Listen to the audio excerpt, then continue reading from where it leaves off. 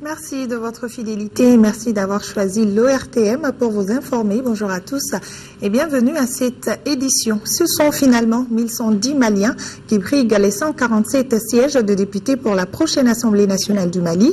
Ce sera à l'occasion des élections législatives organisées le 24 novembre prochain dans 55 circonscriptions électorales à l'intérieur du Mali. Deux constats se dégagent à la lecture de l'arrêt de la Cour constitutionnelle qui a proclamé jeudi dernier les candidatures validées pour ce scrutin. D'abord, la faible représentativité publique des femmes, moins de 200 femmes sur les 1110 candidats. Ensuite, la disposition des partis politiques à nouer des alliances pour aller en compétition. Décryptage avec Lamine Tchekoura Koulibaly et Omar Moussa Traoré. Ce sont pas moins de 185 listes communes de candidatures, fruits d'alliances entre les partis politiques, qui ont été constituées pour les législatives du 24 novembre prochain. Les formations politiques, y compris les poids lourds, ont assurément décidé de ne pas faire cavalier seul lors de ce scrutin. Ces alliances ont été faites visiblement auprès des intérêts locaux. Juste deux exemples pour illustrer cette nouvelle propension des partis politiques à se regrouper. D'abord à Kay, sur une des nombreuses listes, l'on compte 4 formations politiques bien connues de l'échiquier politique national. Il s'agit de l'ADEMA-PHJ, de l'URD, du PARENA et du PDS. Une 5e candidature, celle du PRVM, complète cette liste commune. Le second exemple, on le retrouve sur une liste commune dans la circonscription électorale de Djouila qui regroupe le RPM, l'URD, l'ADEMA-PHJ et Phare Ankawili. Les grands partis sur lesquels on pouvait compter. On a vu que ces grands partis-là se sont pratiquement disloqués après les événements de mars 2012. Il y a eu un fossé entre l'électorat et les partis. Donc en ce moment, on constate que pour être élu, est-ce que les candidats ne misent pas beaucoup maintenant sur les individus que les partis? Ça, c'est la grande question qu'on se pose. Les partis politiques ont compris la grande désaffection des électeurs à l'égard de la chose politique. C'est un aveu de faiblesse, tout simplement, que les grands partis soient obligés de s'allier à d'autres pour pouvoir l'emporter. Ça veut dire qu'ils ne sont pas sûrs de l'emporter tout seuls. Ils ont vu les hommes politiques à l'œuvre. Et de toute évidence, ceux-ci sont en train de perdre la confiance des électeurs. Vous voyez qu'une sélection naturelle est en train de se faire au sein des leaders politiques. Il y a déjà des jeunes qui émergent et qui semblent vouloir pousser vers la sortie les vieux routiers de la politique qui battent le pavé depuis plus de 20 ans. Alors donc c'est un processus qui va aller de mieux en mieux. Et en ce qui concerne les partis politiques, cela va se faire de la même façon. Il y aura la loi de la sélection naturelle va s'imposer. Les partis qui sont dignes de confiance, ce sont ces partis qui vont rester, beaucoup vont disparaître. Les regroupements de partis se sont donc nettement accrus à l'occasion de ces législatives. Les formations politiques n'ont décidé de faire cavalier seul que dans les circonscriptions où il n'existe qu'un seul siège de député à pourvoir. Autre enseignement de l'arrêt de la Cour constitutionnelle, c'est la faible représentativité politique des femmes de notre pays. Elles sont seulement 140 femmes sur les 1110 personnes qui doivent briguer les 147 sièges de la future Assemblée nationale, soit environ 12%. Ce n'est pas facile de se lancer dans la bataille politique. Peut-être que cela demande une grande dépense en énergie et aussi beaucoup de moyens financiers et matériels qui manquent probablement à beaucoup de nos sœurs, ce qui augmente tout le mérite de celles qui ont accepté quand même d'entrer dans cette arène et de chercher le suffrage des électeurs. Les élections législatives sont surtout des élections de proximité. Il y a certains endroits où des femmes peuvent se présenter valablement et gagner, mais d'autres endroits voient mal que des femmes dirigent certaines contrées. Nous connaissons des femmes maires dans certaines régions et c'est une bonne chose, mais dans d'autres, il y a encore des résistances. L'actuel Parlement n'est pas non plus un modèle du genre, avec seulement 15 femmes sur les 147 que compte l'hémicycle. On sait que les femmes constitue une grande chance pour le Mali, parce que les femmes maliennes sont très actives dans le commerce, dans l'informel, dans l'entrepreneuriat, dans toutes les professions. Mais à cause de certaines pesanteurs sociales et culturelles, elles n'arrivent pas jusqu'à présent à se mettre en valeur. Moi, je pense qu'une telle loi pour la parité serait la bienvenue et pour quand même essayer de corriger ces dysfonctionnements et de permettre à toutes les catégories de Maliens, hommes, femmes et jeunes. Et je pense que cette loi aussi doit être prise en faveur des jeunes, parce qu'il n'y a pas seulement une faible représentativité des femmes, il y a aussi une faible représentation des jeunes. 3 candidats à la dernière présidentielle ont décidé de se lancer dans la compétition. Il s'agit de Soumaïla Cissé de l'URD, arrivé 2e lors de cette présidentielle, qui brigue un siège à Niafoungé, de Kounimba Sidibé du MODEC, qui souhaite se faire réélire à Dioïla, et de Oumar Mariko du Stadi en lice à Kolondieba. 2 membres des groupes armés du nord de notre pays, Ahmada Agbibi et Mohamed Agintala, dont les mandats d'arrêt viennent d'être levés par les autorités, sont en compétition respectivement à Abeibara et Tinesakou. Une conférence débat sur le renforcement de compétences et la présentation du nouveau site sont les activités marquant la 13e édition de la journée de l'éducation de la fille, une journée célébrée chaque année par l'association malienne pour l'appui à la scolarisation et à l'éducation des filles. Reportage Batraori. Cette 13e édition de la journée de l'éducation de la fille se tient à un moment favorable à la poursuite des activités de l'association malienne Fawe Mali. En effet, le pays vient d'être libéré du joug des terroristes et un nouveau président est élu. C'est donc avec confiance que Fawe Mali poursuit sa mobilisation pour de nouveaux succès dans la scolarisation des filles dans notre pays, et ce, d'autant plus que les difficultés de financement auxquelles Fawe régional fait face l'ont conduite à mettre en place des stratégies de recherche de ressources impliquant davantage les antennes nationales. Pour cette 13e édition, nous avons souhaité utiliser le cadre d'échange que nous offre cette journée pour passer en revue les activités transversales de renforcement de compétences que nous avons menées tout au long de cette année avec l'ensemble de nos partenaires. Avec son nouveau site web qui vient d'être lancé, Fawe Mali a désormais des convictions pour la réussite de sa mission. La réalisation de l'équité et l'égalité du genre est un impératif de développement harmonieux pour tout pays. Investir dans l'éducation des filles et des femmes, c'est investir sur l'avenir. Au cours de la cérémonie, des kits scolaires ont été remis à 19 écoles partenaires de l'association pour leur engagement en faveur de l'éducation des filles.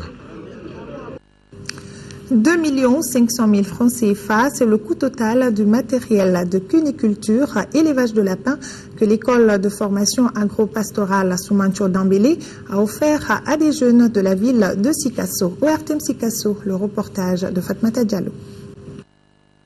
Ils sont au total 40 jeunes des quartiers de Kamele Srakoro et de Sanbougou 1 à avoir bénéficié chacun de matériel de cuniculture ou matériel d'élevage de lapins. Ce don, qui est le couronnement de la formation en cuniculture améliorée, organisée par l'école de formation agro-pastorale Soumacho Dambélé et FAPSD, s'inscrit dans le cadre de l'entrepreneuriat des jeunes. Il se compose d'une cage compartimentaire enfermant un lapin pour un coût total de 2 500 000 francs CFA, financé à 11% par les bénéficiaires et à 89% par les FAPSD. Cela grâce à l'appui financier du programme d'appui à la formation professionnelle. Les lapins sont de plus en plus recherchés aujourd'hui au même titre que les poulets. Tout ce qui est comme stock au niveau de la vente, à partir du jeudi, tout est enlevé à Sikasso. Quant aux bénéficiaires, ils ont rassuré le donateur que bon usage sera fait de ces équipements. L'appel que j'ai à l'endroit de l'EFAP est qu'ils fournissent encore de l'effort pour former le maximum de jeunes qui se trouvent ici dans notre quartier pour éviter le chômage. La cérémonie de remise qui a regroupé parents et amis des bénéficiaires s'est poursuivie par la visite des installations de l'EFAPSD, une école multidimensionnelle avec un étang piscicole pour le ravitaillement des pisciculteurs en Alévé. Autre don, l'ONG Al-Faroul a remis 16 machines à coudre à l'Union nationale des associations des femmes musulmanes, UNAFEM. Ce geste entre dans le cadre du mois de la solidarité et de la lutte contre l'exclusion. Ces machines serviront à équiper les centres pour former les femmes à la couture. Reportage Inaba. Ce don composé de 12 machines à coudre simples et 4 machines à broder est la deuxième phase du projet qui consistait à équiper le centre de l'Union nationale des associations des femmes musulmanes. Et l'UNAFEM entend utiliser ces machines à coudre gracieusement dans la formation des femmes musulmanes du Mali. Je lance un appel à toutes les jeunes filles, à toutes les jeunes femmes de venir fréquenter notre centre pour apprendre à coudre. Ne serait-ce que pour pouvoir faire même le travail familial à la maison. En plus du district de Bamako, des autres régions du Mali ont bénéficié de ces machines. Toutes ces actions de bienfaisance entreprises par l'ONG Al-Farouk entrent dans le cadre de l'amélioration des conditions de vie et de travail des femmes musulmanes. Au Mali, on a besoin de former des gens en plusieurs domaines, dont la couture est l'un des domaines très importants. Aujourd'hui, on a 3 comme ça. À Bamako, et à Kay et à Mopti. La famille étant une cellule sociale dont l'élément fondamental demeure la femme, quand donc leur donnant un moyen de production, il s'est rendu utile pour elle s'est rendu utile pour elle-même, pour les enfants et donc par-delà participe au développement économique du pays. Créée en 1994, l'ONG Al-Farouk est bien connue au Mali à travers ses actions humanitaires dans le domaine de la santé, l'éducation et l'hydraulique. Retour à l'actualité régionale sur Optimiste International Club Lumière Bamako accompagne l'Académie d'enseignement de Ségou à travers la remise de la bourse cartable sur Optimiste, 14e édition. La cérémonie de remise des kits scolaires a eu lieu à Nyono, au RTM Ségou de Soussankari.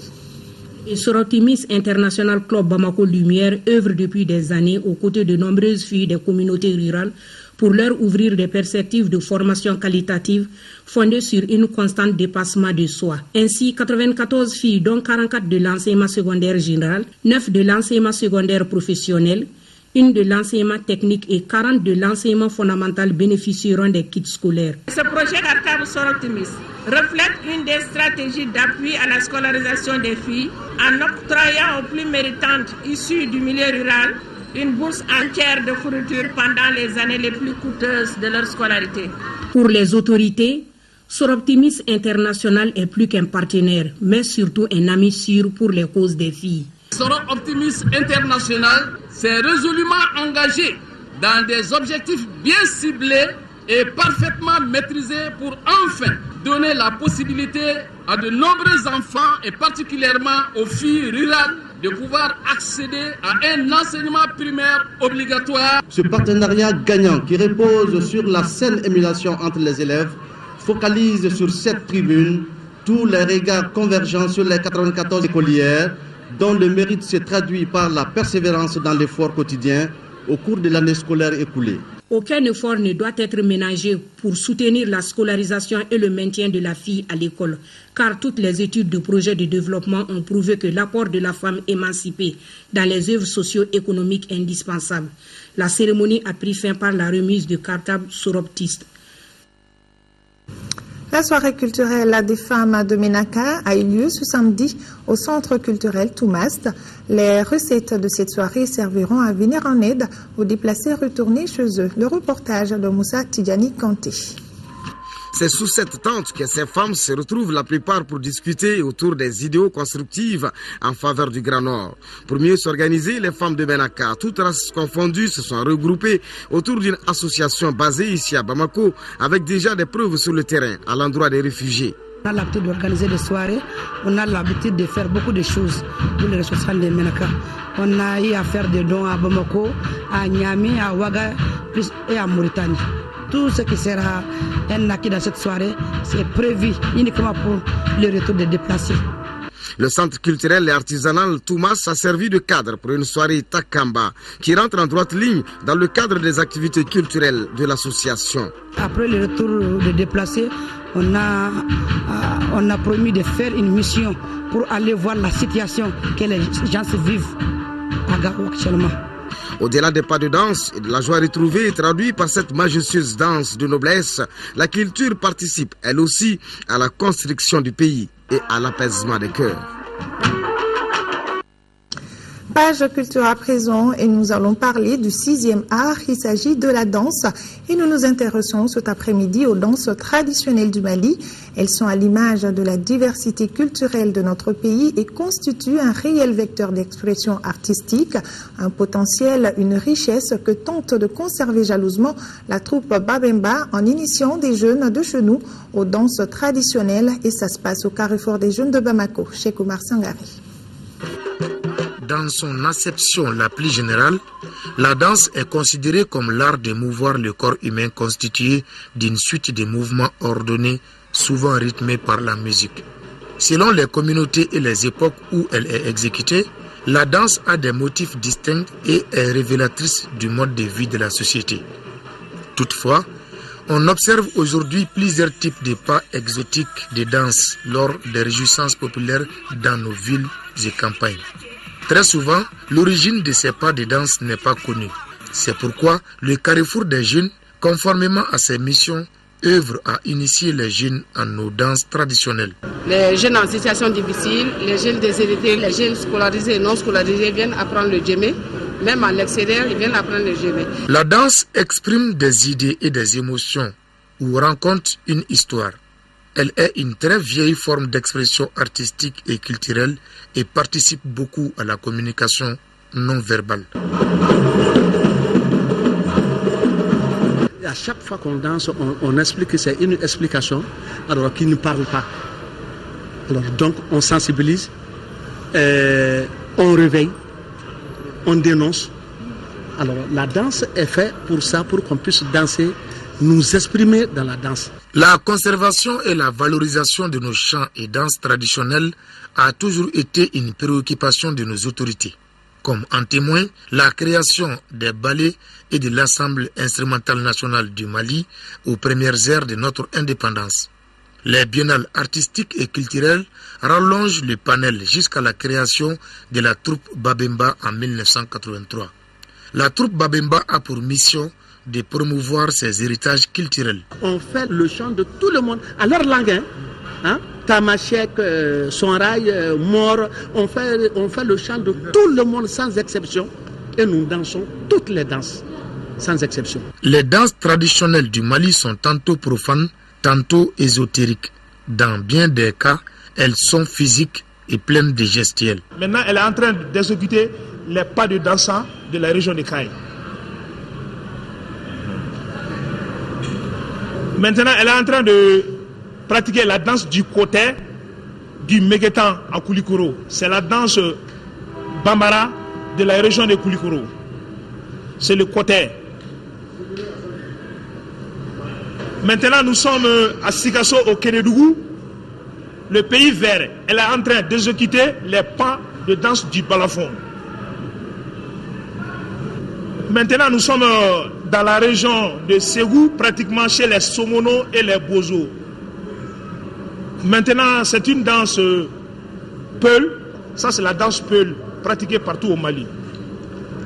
Ça, c'est le Takamba, une danse commune à toutes les 3 régions au nord du Mali. La troupe Babemba est un bel exemple d'inclusion d'une personne en situation de handicap. Mon handicap ne m'empêche pas de danser. Je viens même de rentrer d'une tournée ce matin. Je danse comme les autres. Pour preuve, j'ai participé à l'obtention de tous ces trophées. Je demande aux personnes en situation d'handicap, hommes ou femmes, de ne pas croiser les bras et pleurnicher sur leur sort. La troupe Babemba a valablement représenté le Mali lors de plusieurs rencontres culturelles continentales. On peut citer, entre autres, le Festival culturel panafricain d'Alger en 2009, le Festival culturel arabo-africain de danse folklorique de Tizi Ouzou en Algérie en 2010 et le Festival des arts nègres la même année au Sénégal. Comme pour dire que l'art est un savoir, mais c'est surtout un savoir-être. Voilà, ainsi prend fin cette édition. Merci de l'avoir suivi. Prochain rendez-vous pour les informations, 18h et 20h avec Amadou Sankaré. Bon après-midi à tous, bon appétit si vous êtes à table et à demain, 10h-13h.